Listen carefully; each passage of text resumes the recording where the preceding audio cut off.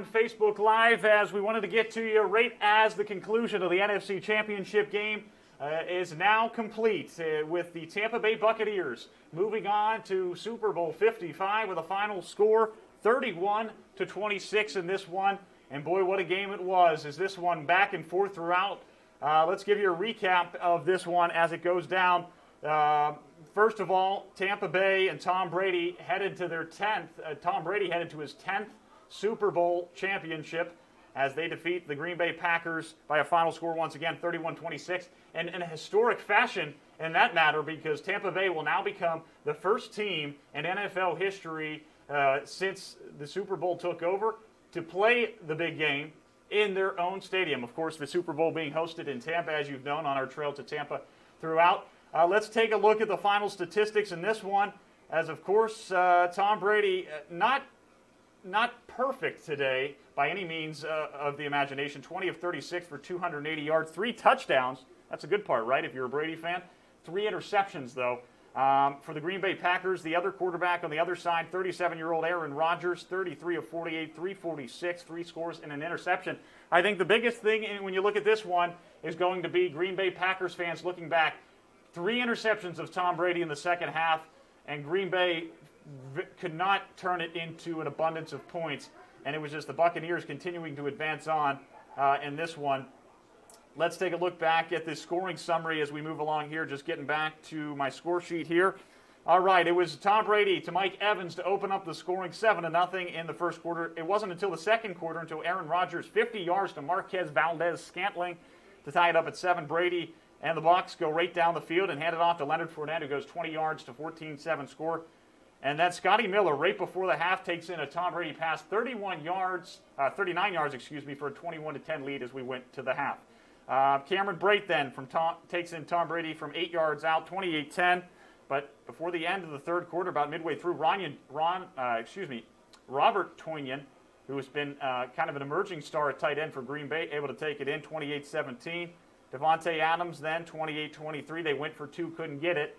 Again, if they could have got that, it would have been a 3-point game at the end. The Packers forced to go for, they went for 2, couldn't get it, so it was a 5-point game. Buccaneers had a field goal. And then an interesting decision by Matt LaFleur, and one that I'm sure is going to be dissected here in the next few days, and the fact that they were down, 4th and goal was pending, and they decided to go for the field goal instead of going for it on 4th down. They never got the ball back as the Tampa Bay Buccaneers take this one down to the wire. Final first down for the Buccaneers to Chris Godwin, and they are advancing to Super Bowl 55. They will await the winner tonight of the AFC Championship game between the Buffalo Bills and the Kansas City Chiefs. They are just moments away from handing out the George Halas Trophy for the NFC champion Tampa Bay Buccaneers. We'll let you go watch that. That is the latest update. We'll continue to update you as we count down to kickoff. About 16 minutes from opening kick of the AFC Championship game. We'll have updates throughout the night. Myself, Dan Bartels, and Isaac Petcash. Until then, have yourself a great night. And Bills Mafia, Kansas City fans, and NFL fans for that matter, enjoy. You got another one. All right, everyone. 15 minutes in the books. If you're a Bills fan, you'd love the game to end right now. 9-0 Buffalo in front. Their only mishap, a missed extra point by kicker Tyler Bass. John, Dan, it was a first quarter that the Bills defense was successful, and their special teams even better. Yeah, you speak of special teams. 51-yard after last week, Harrison Butker had the career long at Arrowhead Stadium. Tyler Bass says, hey, you know what? I'm going to one-up you. Literally, by a yard, 51-yard field goal, opened it up, and then the big play coming on special teams. Yeah, of course, Hardman dropping that punt and just making it easy for the Bills to just get a quick 3-yard touchdown to Dawson Knox. And we really haven't seen too much out of these offenses yet, but if you give them that short of a field, of course, you're going to get an easy score. Now, if you're the Bills defense, one of the things you'll want to try to do is stop Travis Kelce. He had, I believe, 5 catches in that first quarter. The Chiefs in the red zone right now. Figure out a way to stop 87. Yeah, I mean, that's the big thing. They've had Tremaine Edmonds on them. They've tried safety help over the middle. As the Chiefs go down, they pick up a 1st and goal, so they'll have that update upcoming. But, yeah, Travis Kelce, I mean, it's just so hard. I mean, you can bracket him. You can do anything you want, but really it's going to be hard all night. They're going to have to take away the other weapons and then see what they can do to limit Travis Kelce. Yeah, exactly. I mean, you hope that White can do what he can against Tyreek Hill and some of those other receivers to hopefully get some of the safety help on Travis Kelce. Because, I mean, Lanuski said it earlier in the Sports Blitz show, not many teams have had success stopping Travis Kelce. With Patrick Mahomes back out there, they're going right back at it. I think it's interesting. Do you guys sit here and look as, that's incomplete, Travis Kelce, we know Rob Gronkowski's dominance with New England, but is Travis Kelce that much more dangerous? Because I think he's faster overall. I'd say I think he's more agile, too. Yeah. I think you look at the way he's able to go across the field. They can put him in the slot, almost as a slot wide receiver, whereas Gronkowski was at times that traditional tight end position. And I think, Dan, John, you'd all agree that when it comes to a guy like Kelce, he can make catches short, but he can also get in space like a slot wide receiver. Yeah, exactly. It's not just dump it to him and let him go to work and break some tackles. It's exactly what you're saying. He can move down the field with some speed. Right now, Buffalo pitching a shutout at second down and goal, and the shutout is happening no longer. Touchdown, Chiefs. McCole Harmon makes up for his earlier mistake with a touchdown, so Kansas City an extra point away from making it 9-7 to work. Yeah, I mean, you talked about it ahead of time. You thought that the Bills were going to get out ahead, and they did exactly that. But, again, early on, settling for field goals. Late here, they pick up 3 points before the half. But, again, settling for a field goal when you're inside the 5-yard line. When you're playing the Chiefs, we know what that offense can do. You can't settle for field goals. And the other thing is just Josh Allen and some of his decision-making really should have 2+ interceptions. First of all, a couple of them really being dropped by the Kansas City defense and being sacked for 15 yards at one point and laid there, almost being tackled out of bounds before he luckily did throw the ball away. Just holding on to it too long. You got to get that ball away. Just throw it out of bounds if you have to, and don't lose yards. Take a look at how this game transpired. The Bills came up with an opening field goal, 51 yards by Tyler Bass. Then they punt down to McCole Hardman, who fumbles the punt at the 1-yard line. Bills recover. They quickly score. Looked like the momentum was all in favor of Buffalo. Then Kansas City scores 3 straight touchdowns in the second quarter, including one from Patrick Mahomes to it was Harmon, actually. Mel Roby Harmon with the touchdown. Williams and Edwards-Helaire have a touchdown as well on the ground for the Chiefs. Looking at the stats, Dan, in this game so far, Josh Allen, $104 in the air, 1 touchdown for him, no picks. He's very lucky that he's clean in that category. The rushing for the Bills, they have 73 yards, but 42 of them by Josh Allen. And one of the things we talked about is the fact that half of the Bills' rushing yards, and Devin Singletary, just 5 carries, 16 yards. He's got to get going. And it's okay for Josh Allen to have 50 rushing yards. It's great to see. It's even okay for Josh Allen to have half of the rushing yards if it is half. And right now we're not really seeing that. Singletary, again, like you said, he's got to get going. I think he has 16 yards or so right now. The end of the game, Singletary needs at least 50 yards if they want to get this really chugging along here. But, again, you're going to need the passing game late, too. This is going to be on Josh Allen.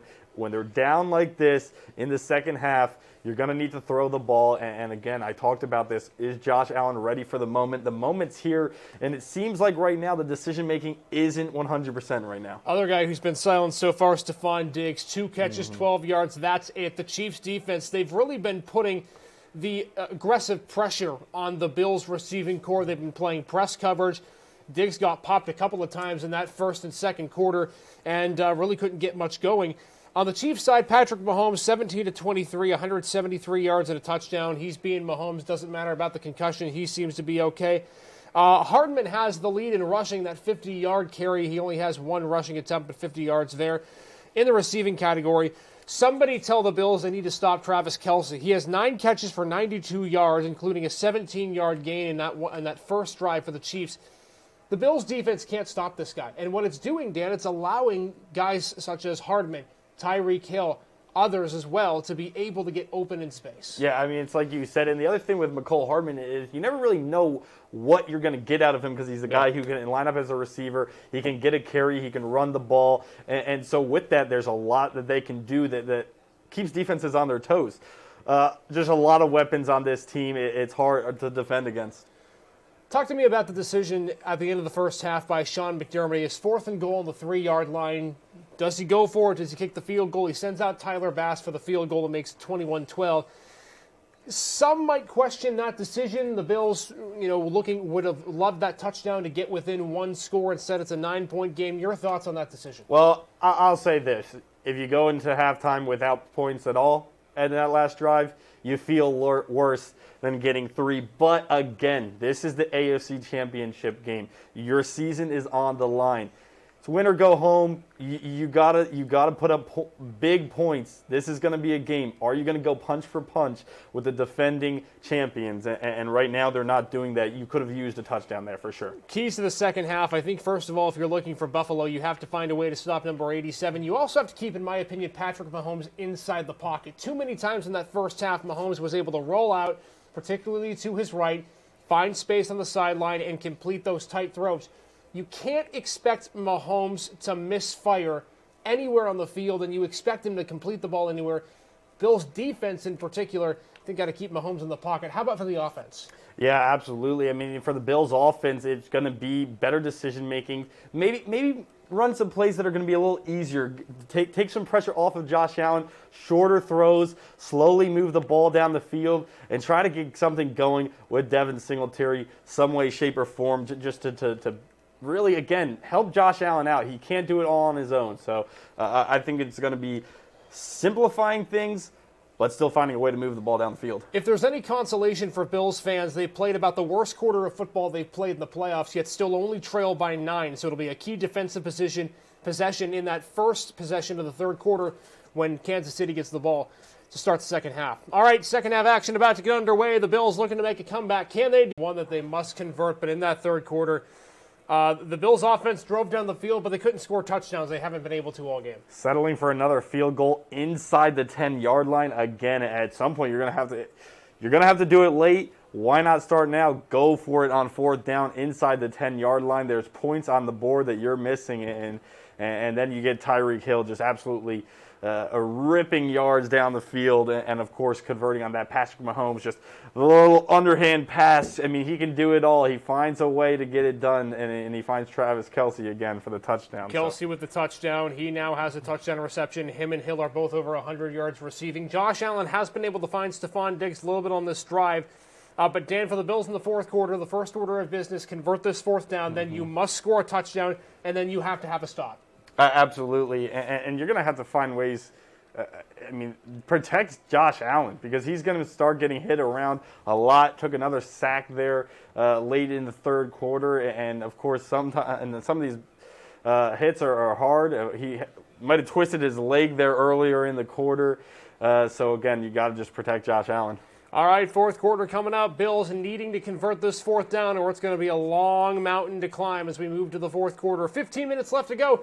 Can the Bills pull off the comeback? The right-hand side is Arrowhead Stadium, where the fireworks are going off in Kansas City. The Chiefs are off to Super Bowl 55 with a 38-24 win over the Buffalo Bills. John Lag, Dan Bartels. It was fairly clear that Kansas City had a game plan from the outset, and they played it to a T. Yeah, they did, and it just seemed like it was too much for Josh Allen and the Bills to handle. They could not keep up with the Chiefs' offense that did finally explode tonight, and Josh Allen, like I said before, I just don't think he was ready for the moment. Guys, do you sit there and think about, again, you're going to hear from every player, they don't hear the noise in those types of narratives. I think the Chiefs started to hear that they weren't covering on the spread, not that they pay attention to those type of things, but they came out here and certainly proved a statement tonight. That's to take nothing away from the Buffalo Bills. The Buffalo Bills were prepared in the first half. They made the plays they needed to. But again, this just shows a full 60-minute effort. I don't think Buffalo had it right there tonight. It's interesting. A lot of people last week, even though they picked the Chiefs to win, said Cleveland could come out and knock them off their socks, right? Knock their socks off. Kansas City maybe won't come out with the firepower that they would expect to come out with. Last week they come out, touchdown to start the game, just went straight down the field. It took them a little bit longer to get off to a good start today. Here's what scares me.